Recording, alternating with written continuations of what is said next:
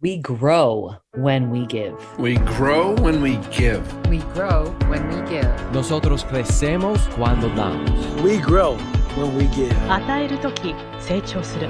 We grow when we give. Welcome to ROG, Return on Generosity. I'm your host, Shannon Cassidy. This podcast celebrates generosity at work, not financial giving valuable time, mutual respect, alternative perspectives, and genuine collaboration. Today's episode is a challenging conversation, which includes a racial slur in the recounting of an event in which the slur was used. In this interview, my guest and longtime friend, Jabari Whitehead, shares some of his childhood experiences, which included racist treatment and language from his schoolmates. While it is disturbing to hear this slur spoken aloud, Jabari and I both feel it is important to keep the language intact. In Jabari's words, it's ugly, but true. We therefore advise listener discretion, especially if there are children who may be listening, and we are deeply grateful to Jabari for sharing his personal story with us. Our special guest today is Jabari Whitehead. He's an elementary school principal, an adjunct professor at St. Joe's University, go Hawks. He's a father, husband, educator, a seeker of wisdom. He lives every day with the purpose of adding value to the lives of others through human connection and relationships. Jabari has been a personal friend of mine for many years. And what I appreciate most about you, Jabari, is your positivity and encouragement. Your morning texts, your links to cool podcasts and quotes, and your willingness to do all that deep learning and help us come along the journey with you. This conversation today is a part of our Black Voices series. It's an effort to share some of the stories, realities, and lived experiences of Black professionals. Thank you so much for participating and being here on ROG.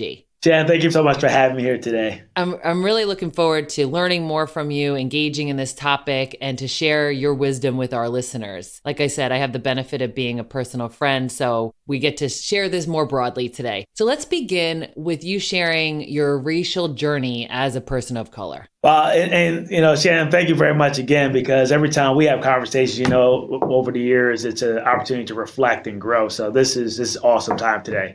And speaking of my racial history or journey, the first step for me was colorism, the shades of Blackness. So growing up right away, the first thing that you're made aware of how dark you are, how light you are, and your acceptance was based off of that.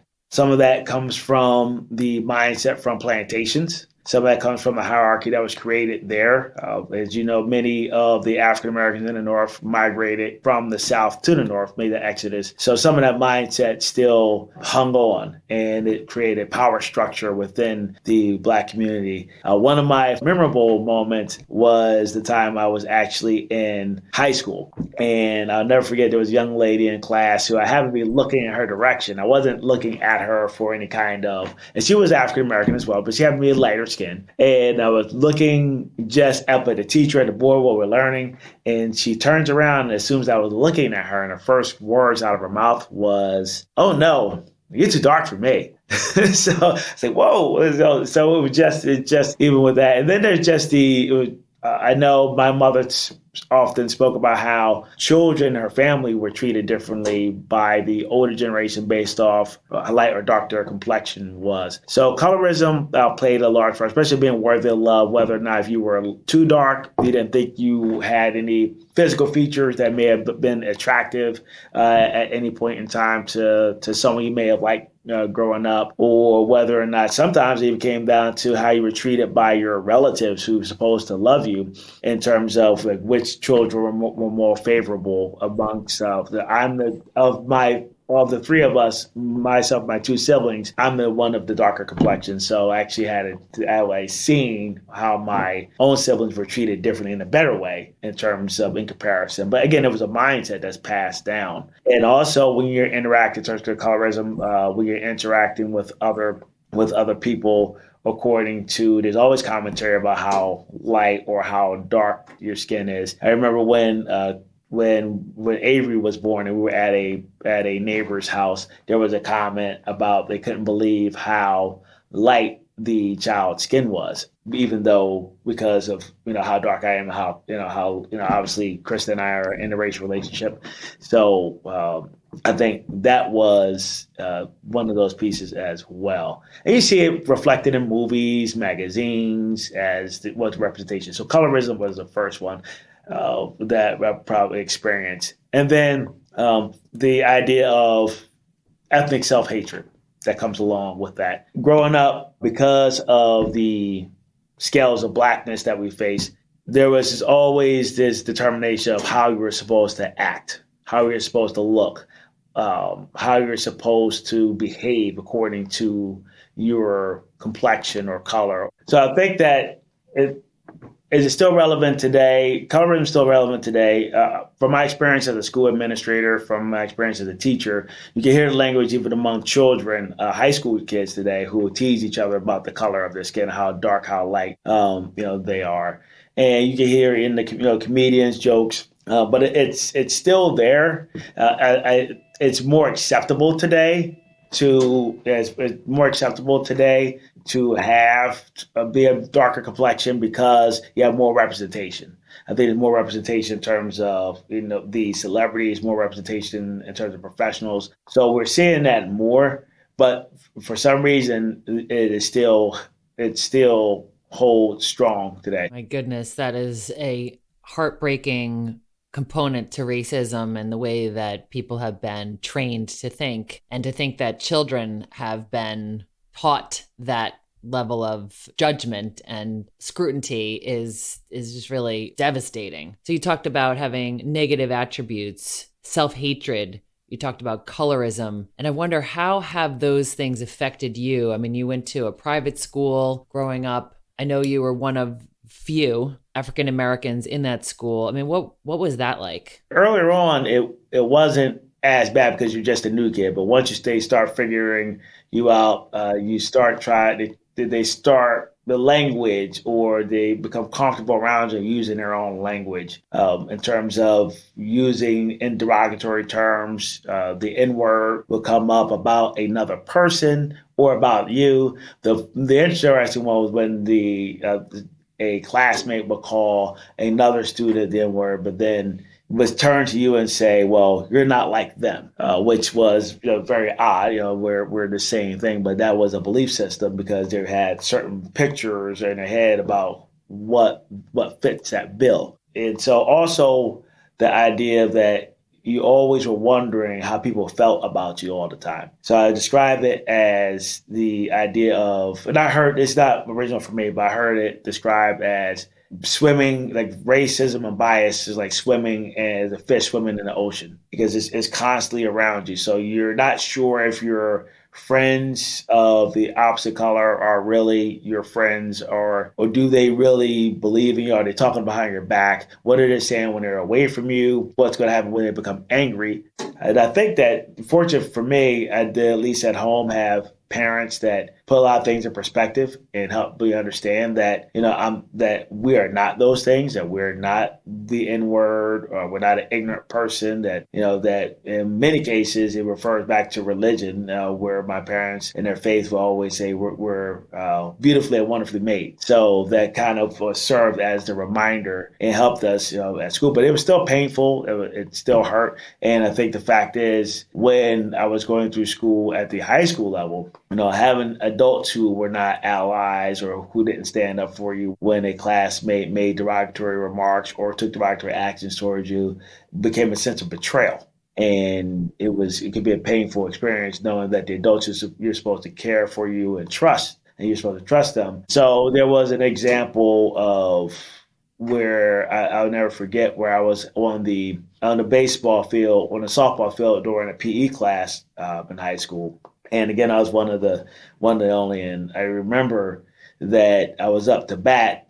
I just no other way to describe it. When I was up to bat for the softball game PE, the people in the field were saying, "Swing, nigger, nigger, swing, nigger, nigger."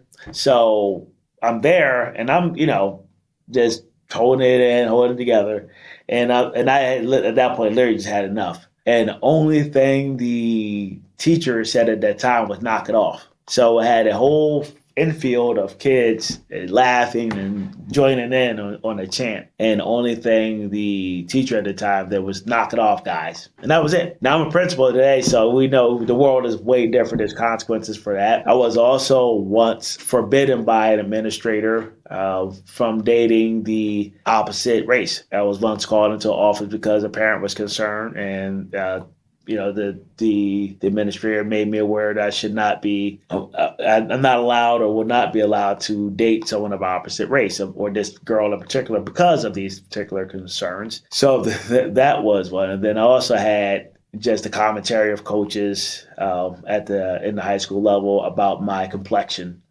Things happen, especially at practice. And these were adults. So this happened for some time, but I think over time, because I had the background, because I had the family support, it was, I'm there for my education. I'm there to be successful. And I didn't come from a background making excuses. So because we do believe, obviously, our ancestors had it much worse, and the people who deal with things much worse. So it was different mission. It was different understanding as far as what is our final or what the bigger purpose was for us in those schools. Yes. And for those who are listening who have children who are in similar situations, as much as we want to believe so much has changed, we know that it has been at a snail's pace in many cases, and things have not significantly changed in the ways that we wish they would. What would you recommend a parent says to a child who's experiencing something like that? Unfortunately, in this world, because the society determines who is of what race, right? Who belongs to what categories, the labels that we have. So my own children, even though they're of mixed race, will be ultimately determined in the society or based on the parents as brown or people of color or black. And that's just how it is. And unfortunately, we've already had to have those conversations with our children about what do they do, how they face these things.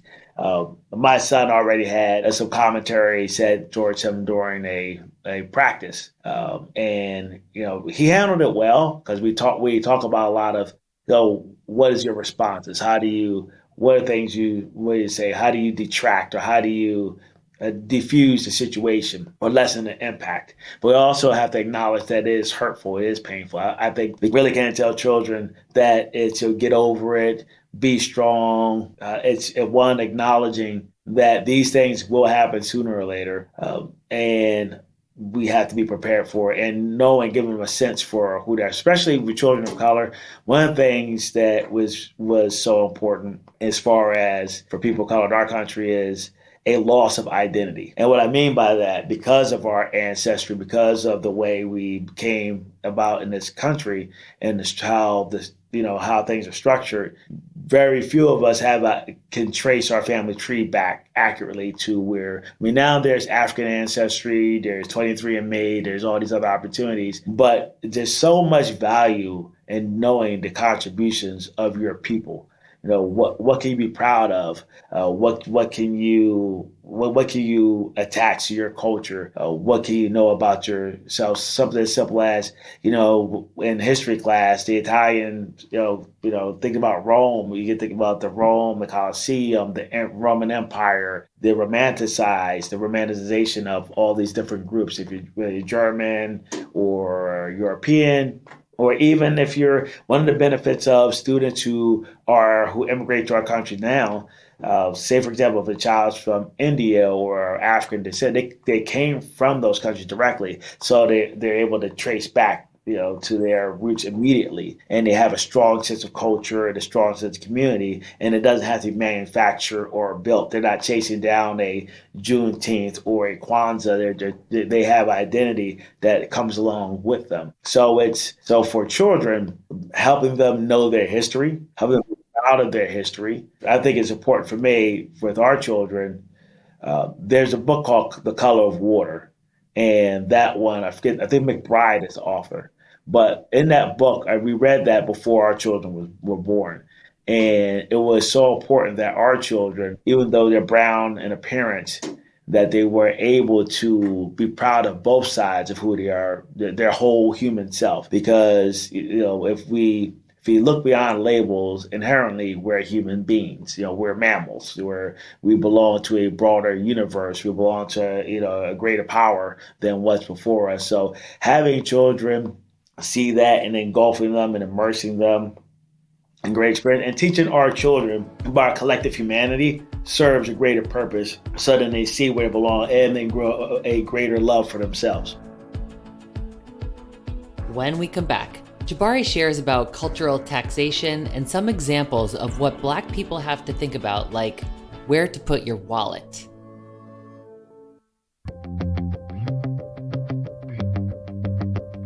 Introducing the brand new QuadPod Podcast Network. At QuadPod, we have a variety of podcasts that are as unique as you. When you visit quadpod.com, you'll see our shows listed by category, as well as average episode length. Find a new podcast at QODPOD.com. The QuadPod Podcast Network. That's QODPOD.com. And we're back with more from the one and only Dr. Jabari Whitehead. Well, Shannon, I was literally writing down a list of items, right, that people do not think about at all. And I brought up the idea of the wallet. Every time I get into a car or drive somewhere, my distinction or determination or designation of where I'm placing my wallet, I think about that. Do I need to have it on the dashboard? Where should I have this thing located at? So I'm not making any false action. And I know, look, we're still talking about particular individuals who are serving and who are meant to protect and serve who no longer meet that calling. Those individuals don't belong or deserve to have that calling. But at the same time, we have a bunch of great men, women, and individuals who are serving. So by having this conversation really around, I have to figure out where I'm keeping my wallet at. So I don't have any sudden action because it's so based off someone's fear of what could possibly happen. So that is something as small as that. The whole idea of your appearance and facial expression and body language, being aware of someone being scared of you or not. Like if I'm walking down the sidewalk, I have to be aware of, I don't want to make somebody be fearful of me. Or like, say, for example, get into an elevator. If I'm at an elevator at a hospital, elevator at a building, there's a good chance, depending on who the person is, I got to gauge whether or not am I going to get on this elevator with this person, because I don't want this person to be scared. You have to make yourself less threatening. And often Paul Laurence Dunbar wrote the poem, We Wear a Mask. And he talks about the mask that you're wearing so people not see the what you can be feeling inside, and you have a lot of displaced emotions or frustration that you can't let out.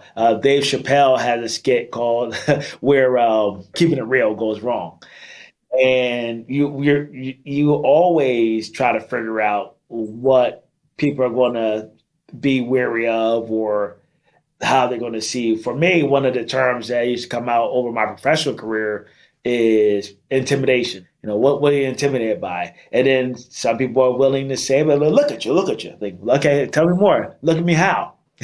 Well, what are you intimidated by? Is some people will say, well, it's by your professionals, your wisdom, you speak with such conviction.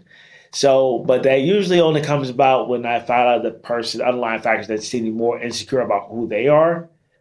So again, that comes from the cultural literacy in a sense. But at the same time, it is tough when someone is telling you that you're, imposing. And I know I'm physically, I know who I am. I know what I look like. But at the same time, you wonder what people are going to believe. And I had an incident in Bethany Beach where a woman and her mother was in line. I don't know if I told you the story before, but the woman and her mother was in line and they were going to pay for items. And I'm the next person lying next to them. And for some reason, the woman told her mother, who was an older lady, she whispered to her to watch her stuff, watch her money. Now, I'm enraged by that. She was a bad whisperer to begin with. And I know other people in the store heard her, but nobody responded. There was no allies in that moment. But my choice at that time, I can't take the choice of talking to these ladies and them being filled with fear and then going outside seeking down a police officer, and then I'm, creating a situation that I didn't create, but that's how I feel and see it, because I had to make a choice or a decision how I can respond. I've talked to our students in our school, our 5th grade classes this year, about stereotypes and the impact that it has and some of the stories, so they could get a firsthand account of the impact of it. And children, these are fifth graders, and they're asking, so, but why did you say something? And they explained that they would have spoken up if they were there, or they, being me, would have said something because it was just wrong. And I had to explain the choices that I had. And also had to explain the idea that once that happened, that whole sense of not feeling like you belong destroyed a vacation time. So I had to return to my family with pieces torn away from me. I had to the fabric, that string on your fabric of your shirt just started to be pulled and pulled, and you lose that. And then now you start becoming aware of, well, there's not many of me down here. You get a sense of not belonging, and then you have to kind of rework your way. Remember, that was that person, that instant, but because it happens so often, it's repetitive, like little paper cuts that keep coming back. I'm so sorry that happened to you, and that continues to happen. And the irony is the level of person that you are, not just the tangible success in your career and in your life and everything, but the wholehearted way that you live your life, that, you're so committed to continual growth and development. Well, last time I think that too, something that people don't consider too, is that for a person of color, when you're seeking out opportunities or a better life for your family, you will realize the disparities that are within the communities that you may have come from, the urban population or area that you come from. Leaving the community is like kind of leaving your reflection, leaving yourself, because you no longer get a chance to see yourself. You have to go to other places to have, quote unquote, a better life for your family, for your children. You're forced to make that choice. And it runs a gamut of emotions you just kind of run through. And you wonder what the psychological effect for you and your children for the long term. But you do see the bigger purpose. And I think that's something that for us, especially for our children, is something that we're constantly considering. Yes. Absolutely. And I think that's an important thing for all of us to hear, is how can we be a part of that shift? How can we create environments where people are welcomed and treated equally, and, everything that you're talking about. So why are you so optimistic, knowing what you know and seeing what you see? I mean, you continue to do the work. What keeps you going, and what keeps you so positive, Jabari? If you look for good in people, if you tallied up the positive interactions between humans every day, you're going to overwhelmingly find the good and see the good in people. If you look at everyone like their own personal story, that everyone is a story, everyone is worthy of being seen, valued, and heard, then you know that you're heading in the right direction. And, can it be tiring? Can you feel like this sense of cultural taxation going on? Can you be fatigued by it? Yeah, but there was no promise that this life was going to be easy. And there's no guarantees. So it goes back to the obstacle being the way, and that we have to be able to move forward because of our collective humanity, because we're knowing there's a greater purpose, and we can't escape the fact that we're in this mutually intertwined entanglement as human beings. Yes. Yes. So that reminds me of two of your favorite quotes that you've shared with me recently. One of them is Marcus Aurelius, when you were just speaking about the Stoics, and you've turned me onto the Daily Stoic. And that quote is, "The mind adapts and converts to its own purposes the obstacle to our acting. The impediment to action advances action. What stands in the way becomes the way." Tell us more about that. Yeah, I love that. What stands in the way becomes the way. The obstacle is the way. There's no hiding from what's going on. You have a choice. You can walk out your door every day and see your purpose and interact and engage. And one thing that's endearing is when someone is willing to admit their ignorance and have the tough conversations. And also understand you have to meet people where they're at. So you're not going to a fool's errand is to change perception. So it's not about changing someone's perception.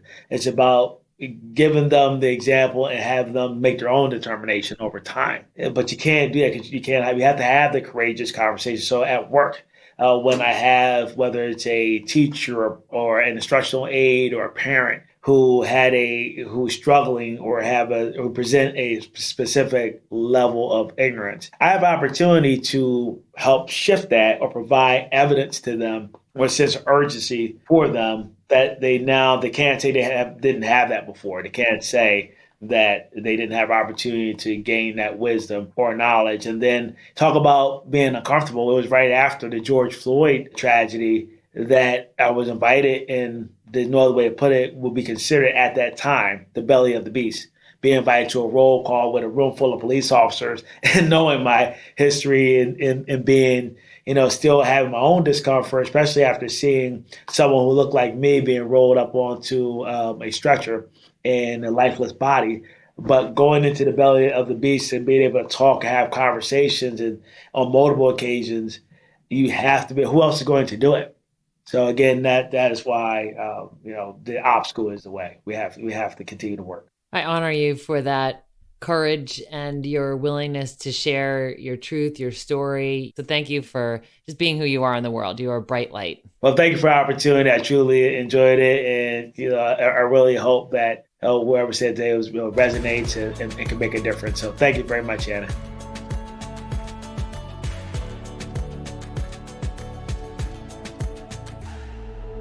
ROG takeaway tip: how to apply what we've learned to our own work and lives. Jabari is unique and inspiring, not because he's Black, but because he does the work and he's the most authentic version of himself, a challenge all of us confront daily. The reason I mention what's unique and not about Jabari is that sometimes people have one friend in a group that's unlike themselves. And in those cases, sometimes people say, innocently yet hurtfully, you're not like the other ones. You're fill in the blank with something positive.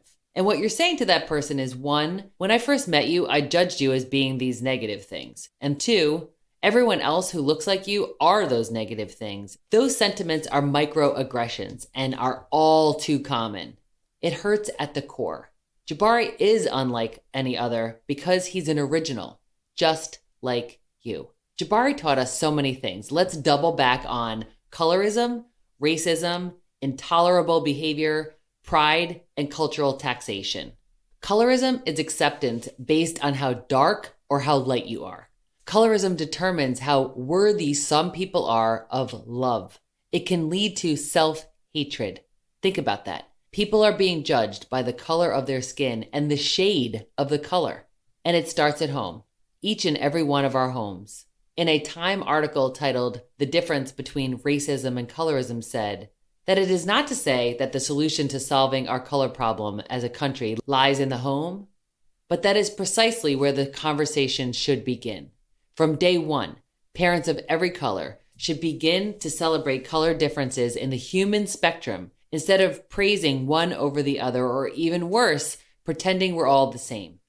Then we could have a more public-facing, cross-cultural dialogue about the more global problem of colorism and plot its necessary demise. Yes, indeed. Jabari reminds us that racism and race is a human construct. We're mammals, part of a species. But somewhere along the line, color became a differentiating factor that was used against people. Since humans created racism and division, humans can create a new paradigm.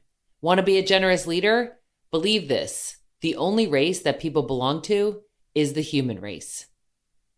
Of the many examples of unjust behavior shared by Jabari, the ball game pains me the most. Where do you think those kids learned that behavior? And how about the teacher, the so-called adult in the situation? Let's learn from this story. If any of us ever witnessed something even close to this, we must take a stand. Make it a teaching moment. Implement consequences. Ensure a sincere apology. Think about the deep hurt and lasting pain caused by being singled out and teased for being the way you were made. A key point Jabari made: be proud of who you are and where you come from. Be proud of who you are, you listening to this message. Be proud. You're the only one of you there is. Jabari said, there's no hiding from what's going on. You have a choice. You could walk out your door every day and see your purpose and interact and engage. It's meaningful, he said, when we admit our ignorance, have the tough conversations, and meet people where they are. The obstacle is the way. The obstacle is the way. Until next week, stay generous, everyone. Thanks for listening to ROG, Return on Generosity Podcast. Please help us grow by subscribing and reviewing us on your favorite podcast player. And for more information, visit bridgebetween.com. We grow when we give. 우리는 나누면서 성숙합니다. We grow when we give. On rayonne quand on donne. We grow when we give.